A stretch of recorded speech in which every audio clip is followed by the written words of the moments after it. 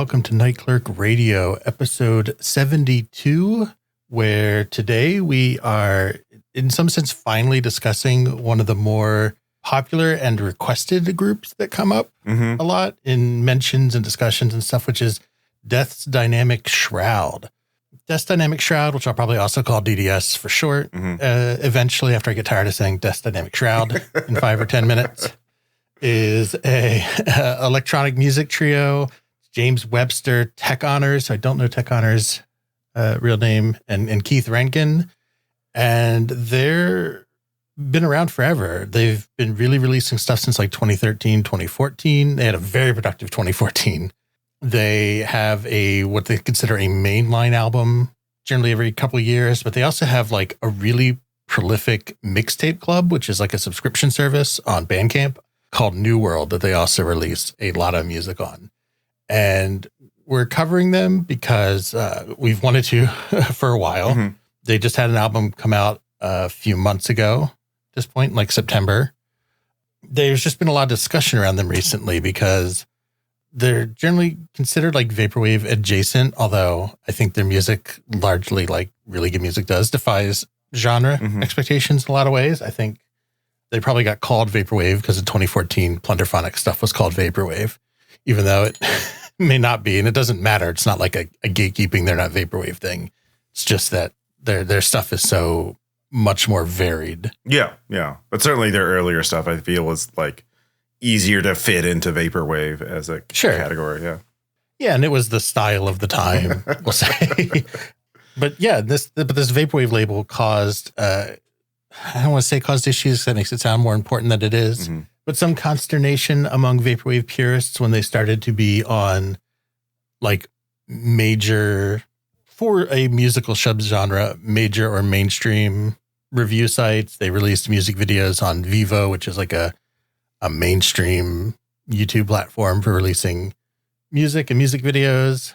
So there's just a lot to talk about. And because they have such a history and they are such a big group, this isn't really going to be like an explainer episode about who they are and how they got started and the chronology of their work and the evolution. I'm sure plenty of people have done that, but we are going to have a little bit different of an episode structure. I think we're going to start out by talking about them from our personal standpoint, you know, what we remember or our history with the band, so to speak, probably the best way to phrase it.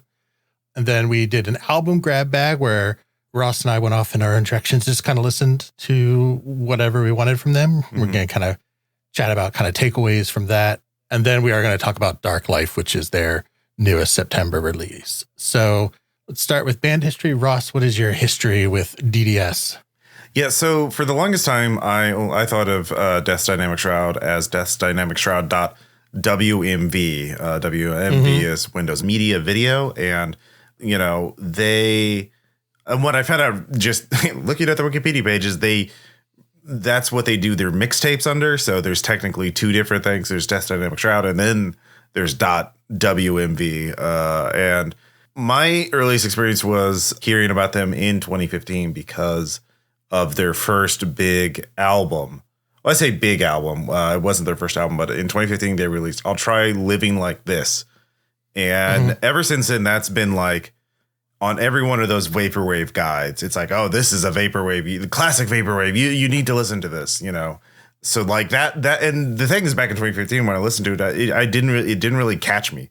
I was like, this is like, even back then, they're very influenced, I think, by like noise and industrial. Like it's very glitchy and chopped up, and that was, you know, I'm more of like, I want to like chill out to vaporwave. And like, DDS, you cannot do that a lot with some of their albums. And I did re-listen to it recently, and I appreciate it more. Like I understand where the hype was, but yeah, I've always associated them with that kind of sound, and certainly they have stayed true to form. But we'll get into that later. But it's one of those vaporwave artists I just kept seeing over and over again. They were just there.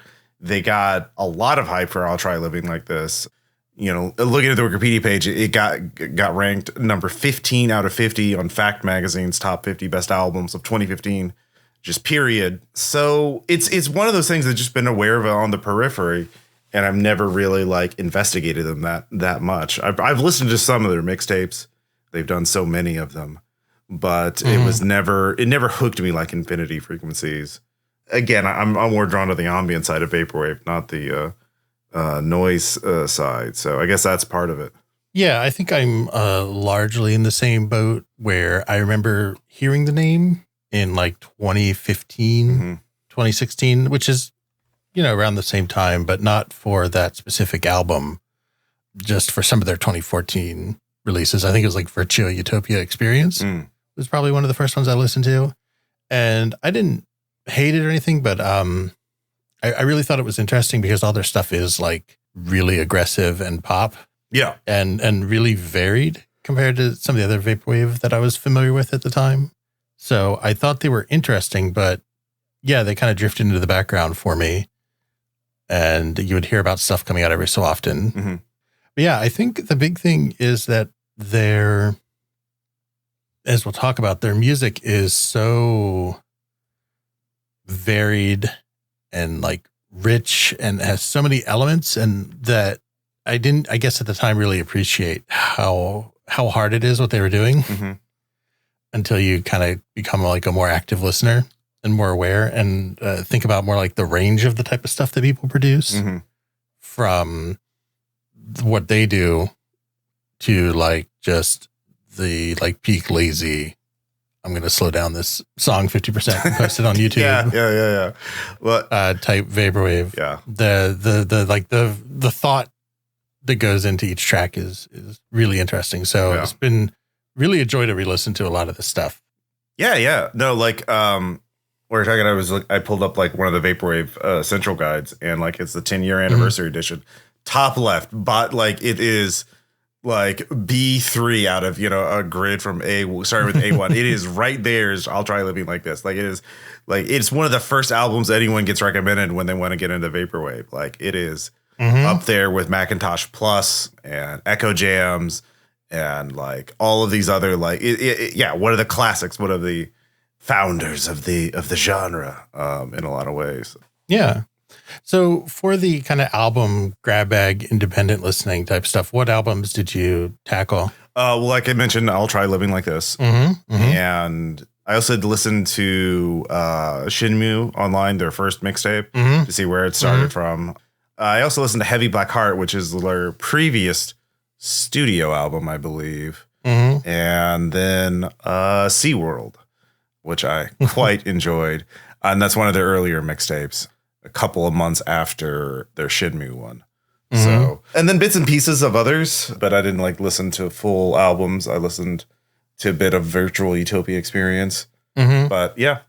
So yeah, for me, for full albums, I did also Shenmue Online because it's kind of the first one in the Bandcamp. So it's a natural starting point. I did SeaWorld, Virtual Utopia Experience, and Heavy Black Heart. I really should have done, I think I'll Try Living Like This. I think I clicked through it, but the other ones were what I had time for this week. Yeah. Basically. Yeah. It's also like this music, part of it is also entirely, I wanted to listen to more as well, but like, you get to the point where it's late at night. It's like, okay, I should listen to some music now. I don't want to, work. And then it's like, I cannot listen to this music late at night. It's like a lot of it is so intense and that it's like, okay, I'm not going to be able to sleep if I keep listening to this. It is really demands attentive listening, I think. Yes. And I think that's part of it. Part of the reason why I haven't gotten into this group before. One thing I am curious about is I know, a friend of mine went to see them live. And I think seeing some of this music live would be a very rewarding experience. Oh, yeah. Like, they're really focusing more being on professional musicians and like going out there and doing live shows. Like a lot of vaporwave artists, I think, well, their live show isn't going to be, they're just going to be hitting play, right? Like, or what are they going to be doing? Like, but like, this is a trio that uses not just sampling stuff and like, messing with stuff like the computer, but they use their own instruments and stuff. So there's a lot of room for some fun in like intense play. Yeah, I don't know. I think it'd be fun. Yeah, I think people sort of have a misunderstanding about electronic artist shows if they are just hitting play on some richly produced track. But a lot of it is like live mixing, live elements, right? So mixing it up in some sense or bringing different pieces in and out and how they piece that together into a show. It's like a live production element that's almost its own skill set from studio production. Yeah. So I think that kind of stuff would be really interesting. So for the albums, though, just kind of thinking about like takeaway type stuff, there's like a few interesting thoughts I had. I shouldn't call my own thoughts interesting. A few thoughts I had that may be interesting. So starting with Shenmue Online, I thought that album was surprisingly like pure samples, like just heavily sampled. Yeah. Compared to later work, it's much less like glitchy and the like. Yeah, no, it's very classic, like 2014's vaporwave, right? Like it is plunderphonics video game soundtrack and looping. It's almost like signal wave at parts, just looping key parts of a track from the Shenmue soundtrack for sort of kind of hypnotic effect. And it works pretty well at places. Like there were some tracks that it's like, oh God, this is annoying. I'm just gonna, when is this over? To like, oh yeah, no, this is good jazz. Yeah, I like this. So it's almost like almost like a curated playlist of the soundtrack rather than a proper album. But I mean, it's what you need given how long those games are. Yeah. I don't think the third one was even out then. Yeah. I also thought it was kind of interesting. It's nothing. It's totally overthinking it. But I do think Shenmue is such an interesting choice of game since it is such a, if people don't know about it, never played it, it is such like a hyper maximalist, like weird game. Yeah. That they ended up making like hyper maximalist weird music. I don't know. There's nothing there, but I do think it's like an interesting like introduction. Oh yeah. No, Shenmue is the perfect choice too, because as you mentioned, it's this immersive sim where everything is very detailed and complex for no good reason. But it's also like the perfect vaporwave game because it was like, supposed to be this big title for the Dreamcast, which is the most vaporwave of all consoles, And I think it is set like in the 80s and stuff. Yeah. It's a nostalgic view of the 80s, but portrayed in 2000s, early 2000s video game technology. So it's like still very pixelated, very we call this lo-fi retro polygons now. Weird voice, so many weird voice lines and samples that people can use. Oh yeah. It's famous for that. Like there's hilarious compilations of like the worst voice acting from Shenmue and stuff. It's pretty great. Yeah, the Leto narrative dissonance in the game of being like, I'm on a quest to avenge my father, so I must find his killer. And it's like, well, I'm going to go fuck around with this mini game. Play pachinko for 12 hours. Yeah, exactly. Like, I'll get to that revenge sooner or later. Yeah. Figure it out. Let's see. And then I thought SeaWorld was interesting because I feel like we got to talk about vaporwave and underwater stuff at some point. Boy, we really do. It just keeps coming up. It just keeps coming up. Great album, probably one of my favorites. Yeah, I liked it too. Yeah, quite a bit. A lot of big, obvious like video game music samples in this one. A lot of like uematsu and stuff, but still also has some pop elements that would come into their music later. Virtual Utopia Experience, I'm just going to run through it, was also probably really close to one of my favorites. Just a lot of like melancholy and sort of utopia satire, but mixed in like with their glitch. And then Heavy Black Heart was, I think, a good lead into Dark Life because like that really glitchy, funky power pop on top of like their heavy vocal processing and other production techniques and layering all these elements together. Yeah. Really starts to come together around then. Yeah, I listened to Dark Life first, and then I went back to Heavy Black Heart, and I was like, "Oh, I can see where you were coming from with this. Like you can see the seeds of Dark Life in Heavy Black Heart. They're really interested in this style of very use this phrase probably multiple times, but maximalist kind of music. It is very yeah. And I think even the band has talked about this. So Heavy Black Heart is interesting because, like Dark Life, it's all three of them, whereas all the mixtapes and other albums are either lone releases or some combination of the two of them. But Heavy Black Heart was the first time that all three of them came together. So, and they sort of acknowledge that it's a step away from those 2014 kind of vaporwave influences into doing much more of their own thing. Yeah, it is interesting to see how they had a huge number of releases of these mixtapes starting in 2014. And then they had Try Living Like This, 2015. There's one tape we haven't mentioned yet, Classroom Sex Tape, which I'm not yet to listen to, but then me neither. And then they're taking, Heavy Black Heart is 2017 and then Dark Life is 2022. So they're slowing down and spending more time Which is in some way, one would argue the exact opposite of what vaporwave should be, just crank out 30 albums a year. Yeah. Yeah. But no, I appreciate that. Like, I like that they're taking this different approach to it and really, I wouldn't say experimenting, but like exploring what can be vaporwave, taking vaporwave into other genres, like mixing the two, I think, which is what they're really interested in, is taking vaporwave in like synth pop, like in Heavy Black Heart and, or power pop music and vaporwave. What do you get when you fuse these two together? Mm-hmm. So I think with that in mind, we should move on and actually get into the Dark Life discussion.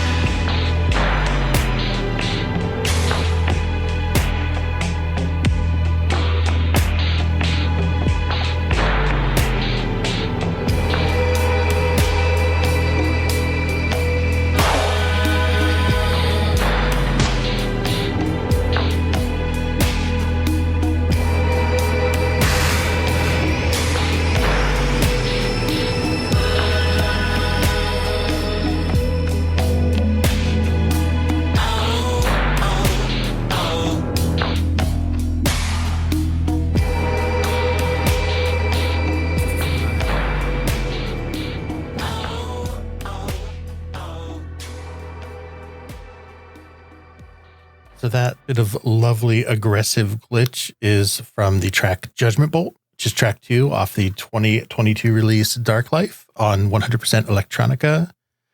And I think this really brings together everything they've been trying to do for the past 8-ish years into making really their own style. So the thing I think that's interesting about their music, and I was saving it for this part of the discussion, even though you can hear it on things like Heavy Black Heart, is that not only are they stepping away from some of the like the lo-fi aspects of vaporwave into this more like richly produced, really like lush, intricate production. Also, they've been transitioning their sample base into, I guess they've always used this, but more pop forward, like power pop. So like a lot of samples are not on this album, but like Heavy Black Heart, like Taylor Swift and Katy Perry and Tanya and other like mainstream radio hits, which is interesting because that's moves away from even their own sample base, so like Shenmue of like an old 2000s game, or typical vaporwave fare we always talk about of like, oh, hey, remember this song from the 80s and 90s? And they're getting more into what I think of as, this is a bad word that has a lot of weight, but don't read into it too literally. But like pure plunderphonics, like the original intent of plunderphonics, which is to take pop music, like contemporary pop music, and make it your own and turn it into your own instrument and do your own art with it. And I think that's like really compelling. It's very different for that reason from a lot of the other stuff that we've listened to on this show and a lot of the other music we've discussed. I think they probably earnestly like that music. I don't know. I could be wrong, but it doesn't feel like it's used mockingly. So like the original plunderphonics of the 80s was like, I'm making fun of Michael Jackson's music. Yeah. By doing this, like taking it and chopping it up and messing with it and turning it into something else. It's like a parody. I don't really get that vibe from this. I don't know for sure. But I do think that's one of the more interesting parts is that the sample base and the intent is so much different from those vaporwave roots, basically. Yeah, no, I can see what you mean because they are really going like to how Negative Land, was using plunderphonics. And I think what they've done also, because like I forgot to look up to see if they had any like people recognize samples in this album. There's actually only one on who's sampled right now. Yeah. I don't know how long it takes people to kind of enter stuff in because some of their older albums have most every sample identified. Yeah. So that's a really good point of like, it's not just sampling things and pitch shifting. It's like transforming the sound into something that is unrecognizable. Like that was the original goal back in the 80s of plunderphonics was like to do that. One of the things I realized was like, the vaporwave, I've always theorized is like comfort versus anxiety. And like, you have the comfort with like originally with the 80s cool, like pop music. And then the anxiety by like distorting it, glitching it out, pitch shifting it, and, making it sound weird and dissonant. And what I think this album does is instead of using 80s pop, it's like making music reminiscent of like synth pop. I was reminded of this album of Passion Pit and a bit of like some Daft Punk tracks. I know Daft Punk is technically, house music, but like they got really into pop, especially towards the end, I think. Yeah. But then it's not just this sweet, candy pop kind of sound. It's then like it's just running it through the machine of, making it sound weird and industrial and noise, lots of glitching, lots of weird artifacting. And I really like that sound. It's a very intense sound. It is really grabs your attention. So I think that's how they're doing this comfort versus anxiety thing. It's like, oh, here's something really cool and sounding sweet, or like a cinematic movie trailer, and now it's going to go all to hell for a bit, and then we're back, and then we're like this. Yep. Yeah. Like there was a Pitchfork review of this album, and they were trying to make the case in the review of like it's like machine to human. But I don't really see that progression, because like there's like a couple tracks, like the one right at the next to the end, I think Perfect Angel or Rare Angel is like very real instruments, real vocals. But then they go back for the last track back into the, electronic distortion sound. So I don't feel it's that. I think it's that comfort anxiety, but like with a new sound to it. So I really like that. That was really cool. Yeah, really effective and evocative. I think that comfort anxiety waves are interesting because they're both at the album level, where there's a lot of back and forth between like the broad feel of this track to the broad feel of the next track to the one after it. But also within a single track, there's this pulsating back and forth between kind of modes. A really stark example for me that kind of comes out of nowhere is track 5, Missing Person, which comes in with this like semi robo voice, like a cappella, and these wild, depressing lyrics about like, are you gone? Are you not going to answer the phone? I'm pulling the hooks out of your chest. It's like really minimalist. There's like a little bit of swell up under it, but it's surrounded by 2 awesome, triumphant build-up power pop tracks. So both at the album level, it's really interesting. And then songs that have a lot of changes are like track 7, which goes through, like, I love track 7. Yeah, the middle of this album is really good. Like there's all these like bits of like glitchy, like dubsteppy, I guess, maybe for lack of a better term. People can correct me if they want, but like into like a nostalgic, like sweeping orchestra outro. Yeah. Like that one track is all over the place, but like still really weird and cohesive, which is why when these albums are products of all 3 of them, I'm really curious, like, is it one person per track? It can't be like, or is each person bringing something to a track? Yeah. Like, I would love to know their actual like writing, producing process workflow. Yeah. Like how these come together, because there is like despite all these variations and shifts, there is like a really powerful cohesion, which is, I think, why it works. It really does. Like it's so chaotic, yet it comes together. It's a very mercurial album of switching. I like in track 7. I also liked like just the beat. It reminded me like 80s hip hop. That like I don't want to say it's 808, but like it's just like that very old school like 80s hip hop sound. At the very beginning, and it's very good. I can sense there's some kind of like system or like philosophy behind where and when they use different kinds of sounds. This album, I just haven't quite decoded it yet. So that would be pretty illuminating. Another track we both really liked was track 6, Messe de E-102. So why don't we play a little bit from that?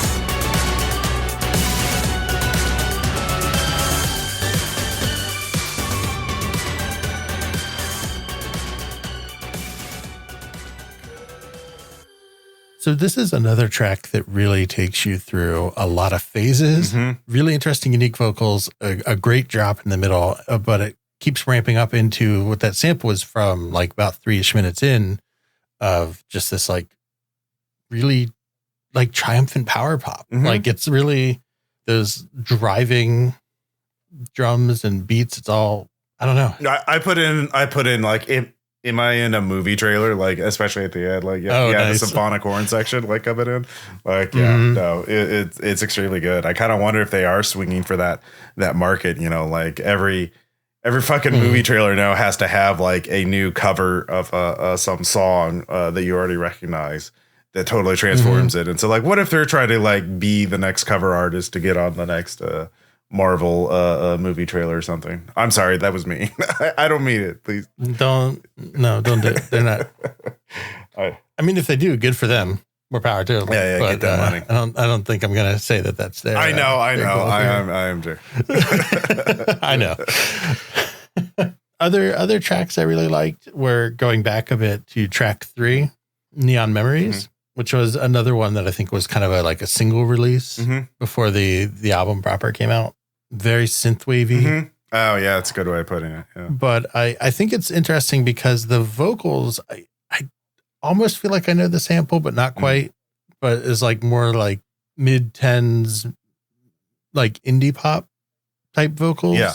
Which I think work really well against all of the screeching and glitching that eventually works its way in. Yeah. I think like that sort of aggressive instrumentation against such a gentle, like sample bass also really works, because I wrote that, you know, if not for the vocals, I think the instrumental, and maybe it was, and it wasn't as modified, though it sounds like it's composed of a lot of different elements, is like a legit, like it sounds like it'd be like a radio pop hit. Yeah. Just people wouldn't want to listen to all the vocal glitching. Now I would. Yeah, exactly. I think this is the like encapsulation of what I'm talking about, like comfort versus anxiety. It starts out very heavenly and bright and like, you know, almost angelic. And then it, like at the end, it's like, oh, things are fucking up now. Like it's all screeching and glitching out. And like, yeah, we're not just going to give you the sweet candy pop sound. Like we're going to spice it up a little bit. Yeah. I think if I had to give any criticism of the album, I would say that just for me, I do find, to what you were talking about, trying to listen to it straight through to be a little exhausting for me and my tastes, because I do kind of want to hear everything that's happening. And sometimes you do just want to zone out, and you really can't, because the criticism is almost that the album's too interesting to listen to. Yeah. Like too busy. Yeah. So it's constantly drawing in your attention. So just as like a listening experience for me, or somebody that might be a lot to take in, that might be something that people don't enjoy. But I think that it really does reward the active listen, which is ultimately makes up for any feeling of like fatigue I may have had by like kind of like track 9 through 12. I was starting to get like, oh my God, it's so frenetic, but there's so many like little great bits of like, oh, we're just going to throw in this wild guitar solo sample, or like, here's some cool drum breaks, or like varied instrumentation. I think the way that they process vocals, you know, it gets hard to like get into that like hypnagogic vaporwave, which makes sense because it's not what they're trying to make. So the criticism is not like they should have made the music I want to listen to, obviously, but it does make it like a demanding listen, I think, outside of like if isolated tracks. I think like any one track on its own is like awesome to hear, but I think trying to like actively listen to it, and I think it could also be that listening to it to discuss it is unfair because you are listening to it a lot. So that could also compound it kind of unfairly. It could be one of those things where you just have to subject yourself so much to it so that you can discuss it fairly in a context like this. But I think that if I didn't listen to it for like 3 months and then listen to it again, I would just be right back to it. Fucking rules. It does. I mean, I think this would be like good. Like, yeah, it's better for not when you're like trying to wind down at the end of the night, like late in the night, which the first time I listened was like, and then I had to stop halfway through. It's like, this is not music to listen at midnight. But on the other hand, this has made me think, oh, I bet their live show fucking rules. Like, Yep. That's just what I was thinking. I was thinking back to your point about live shows is I bet with that crowd energy. Like this is meant, this is meant more as more actual like pop, like club music, like actually like meant to get a crowd going. Mm-hmm. Yeah, I think that like they have the lulls in there to give them a breather, but like then they're back into it. Like I think this is an album oriented more towards a live show than like a lot of the albums we listen to. Like probably few vaporwave albums are ever made with like I want to play this in front of an audience and really get them going. Like, that's not like a consideration for a vaporwave producer. Like it's not, alien thought never comes into their mind. Like as much as I love Signal Wave, I don't think I want to stand in a club and listen to like people reading the weather at me or something. I feel, that would be like just a coffee shop thing. But even then it's kind of weird. It's like, I'm trying to, that's like I'm chilling with my friends in my living room and I just need background exactly noise. This is like I want to do something. I'm doing something with people. I want to do some weird drugs and talk to people, scream at people in a darkened room. I mean, because it's so loud, you have to scream at them to be heard. That's music to aggressively touch grass. Yeah, exactly. That would be fun. I mean, because again, like this is they're also influenced by pop music, right? Like and like pop is all about the excess and like getting you going, emotionally, just like revving you up. And they're trying to do that, but it's still like they love the vaporwave stuff. They love the glitching. They love the things are breaking down, chaos and entropy, and like the yin and yang of music, or at least their music. So it's very fun. I recommend listening to it. It's at least once, even if you're not normally a fan, just to check it out.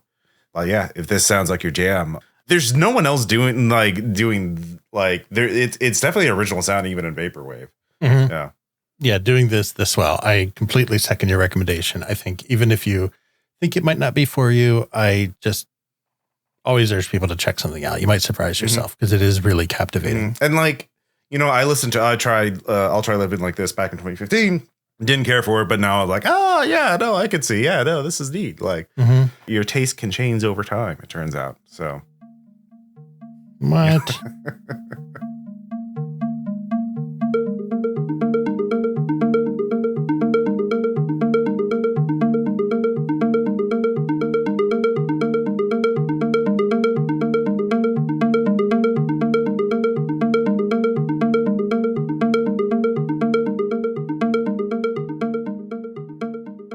So thanks so much for listening. This was fun to finally dig into and learn to properly appreciate some music at Dynamic Shroud.